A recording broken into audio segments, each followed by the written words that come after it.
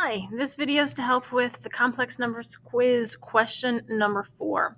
So for question number 4, you're going to be given a radical, and underneath that radical, you're going to have a negative number. If you were to just type that into a calculator, unless the mode has been changed on that calculator, it's probably going to come up with error or undefined or non-real result. So what you're going to need to do is you are going to need to separate this radical into two separate radicals. The first radical is going to be the square root of -1, and then the second radical is going to be the square root of 75. So by definition, the square root of -1 is I. And then now the only other thing that we need to do with this problem is break down the radical square root of 75.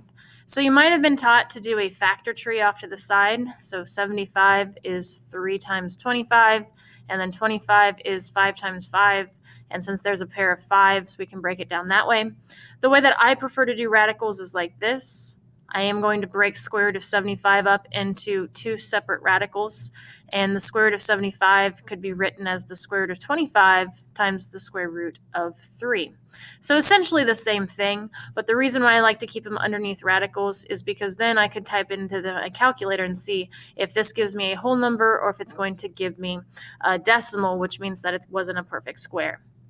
So square root of 25, hopefully we know that one. We have that one memorized. Square root of 25 is 5. So that's going to give me I times 5 times square root of 3. And then the only other things I should do with this is just make this look nicer. Numbers come before variables. I is not a variable, but it's kind of treated like one. So we'd have 5 times I, so 5I, and then the square root of 3. So here would be my final answer for a question like this.